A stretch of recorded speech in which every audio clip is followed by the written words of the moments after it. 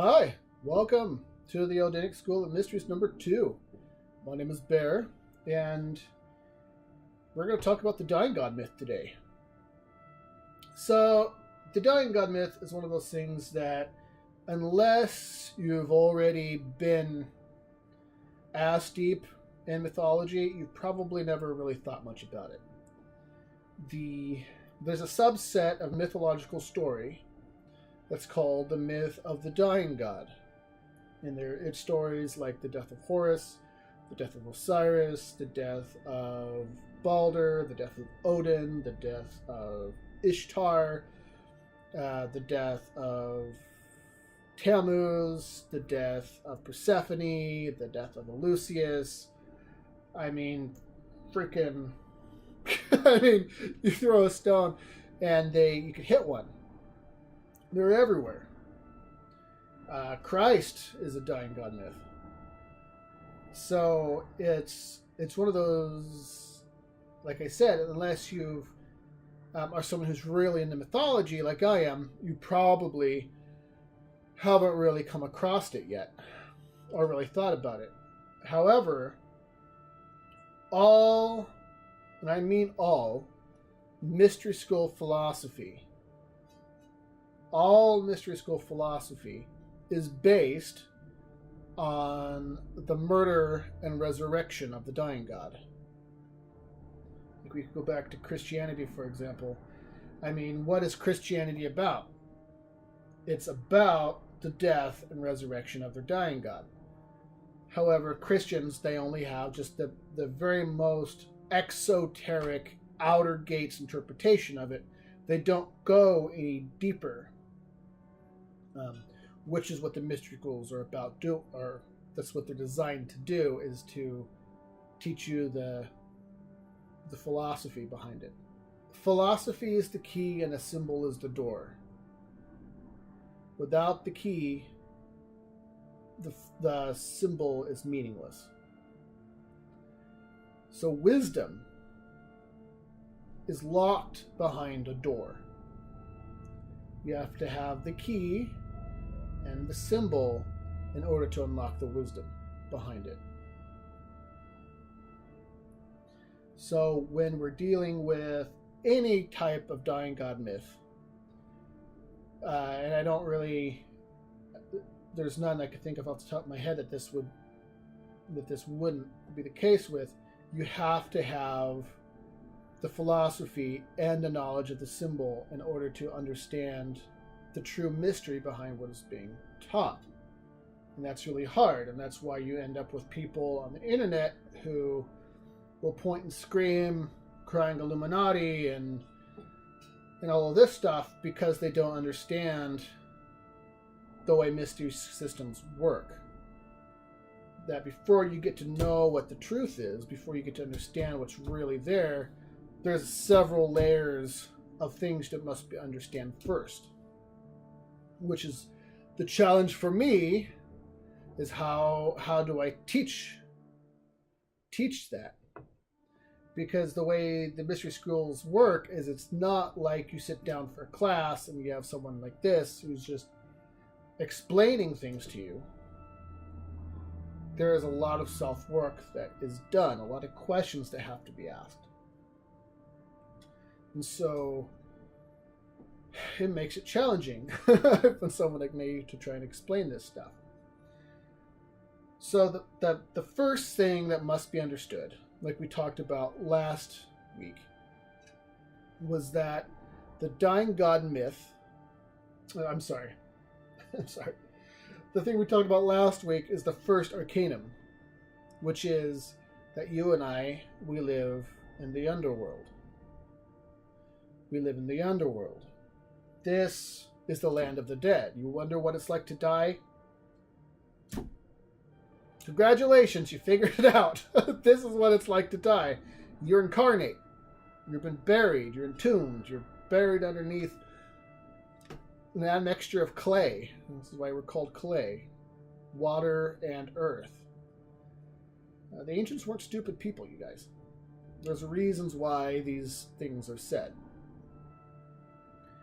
So the great mystery behind the Dying God myth is simply that they're allegories for you. You are the chief character of each story. You are Lucius. You are Tammuz. You are Christ. You are Odin. You are the chief character.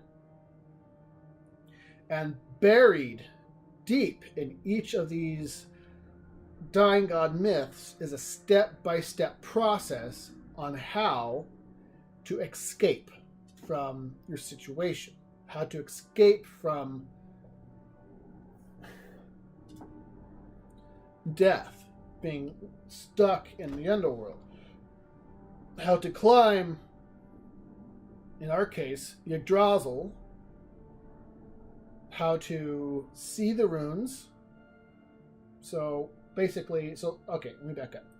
So the way the Odinic, by Odinic I mean Odin, the way the story, the Dying God story of Odin, the way it works, it goes a little bit something like this. So you have Odin, he hangs from the world tree for 9 days and 9 nights. Then he's pierced by his own spear, and on the 9th day and the 9th night, he looks down and he sees the runes in the waters of Erd. I mean, Erd's well. He sees the runes, he knows them and understands them, and in a cry of ecstasy, his cord is cut and his spear is removed. So that's the first part. The second part is, so that's how to get out of the land of the dead, and our system is based on the metaphorical, Odin's metaphorical climb back up Yggdrasil to reclaim his first estate, which is in the land of Asgard, the throne of heaven. So buried in that story, that very simple story, is all the mysteries. Buried in that story and all the symbolism is the secrets to getting out of the underworld. How to set yourself free. Buried in that is all the little there's probably hundreds of symbols in there that will teach you the secrets of the universe. But it's all symbolic. Like if you watch my first video, we talked about how the myths are stories that are given to children to teach them the forms and functions of the universe, but in a way that a child could understand it. In our case, we are the child, the gods are the adults who understand things, and we're just trying to grasp at straws here. But the way it works is that the story is you're meant to grow with the story. So as your understanding of the mysteries grow, as your understanding of the way the world works, the pieces of the story begin to reveal themselves to you. And this is what a lot of people don't understand, is they want to, the purpose of religion is just the belief that the story is a literal story. That Jesus literally hung on the cross. That Odin literally hung on the world tree. That all of these things were literal and that they literally happened and they should be taken in a very literal way, as opposed to realizing that they're designed to be read in multidimensional, in a multidimensional sense. One of my favorite authors, I don't know, can you see it on there? Maybe you can see it. This guy right here. He wrote the Secret Teachings of All Ages. His name is Manly P. Hall. One of the things he said that always really stuck with me is that a symbol is only as complex as the person who's observing it. So a symbol can be fairly basic in nature, just a simple triangle. But within it could be held the universe. Because the person who's observing it understands all the nuance, understands all the philosophy. And so that's the purpose of the Dying God myth. Is to how do I put it? Is to teach you. The purpose of the Dying God myth is to teach you, dear student, how to set yourself free. You are the main character. And in the Odinic mystery school tradition, which is the study of the death and resurrection of Odin, the priest king of the Norse, is to teach you how to set yourself free by studying the symbols within it. There's another saying that says nothing is on accident and everything is on purpose.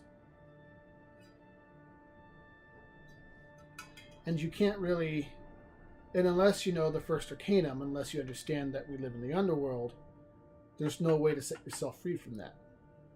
You don't get to leave because you don't understand that you're dead. I see dead people.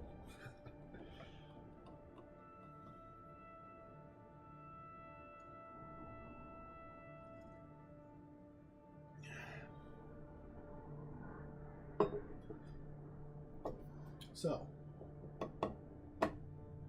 that's the story of the Dying God myth. Now, so pick your mystery school. The Masons, for example. Hiram Abiff. And, like I said last time, and this is probably going to be the last thing I say on this, is that from the outside looking in, it all looks very macabre. Odin is called the gallows god. We have a symbol of a noose. The Masons have coffins. Skull and Bones has skulls and bones and coffins. There's knives and there's swords and there's all these. The Christians have they freaking wear a torture device around their neck. They hang a cross around their neck, but they don't understand the first mystery. They don't understand the first arcanum, which is that we are already dead. Which is why, if you don't understand the philosophy, if you don't possess the key, the magic, the language that is required to unlock the door, which is the symbol, can't be done. They could say that Jesus died for their sins, and they could say that Jesus did all these things for them, but without the key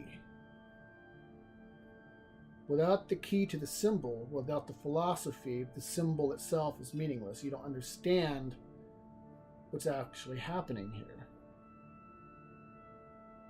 Jesus isn't saving you from your sins. Jesus is saving you from death itself. There is that when Mary comes to find Jesus, and the stone is rolled away, and the angel comes to her and says, "Why are you looking for the living among the dead?" If you don't understand the first arcanum, you don't understand that we are dead, that this is the land of the underworld, the true meaning of that phrase is completely lost to you. Why are you searching for the living among the dead? Jesus is alive. We are the dead. You understand what I'm saying? It's the same sort of thing. So I'm going to really not a lot more to say about that for now. I'm going to let me show you this here. This is kind of a thing for next time.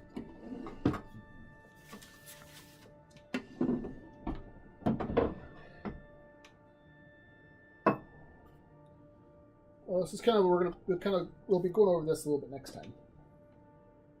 So this is I'm not very tech savvy person.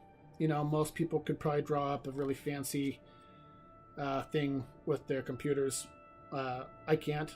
So, but this is basically the outline of the Odinic system.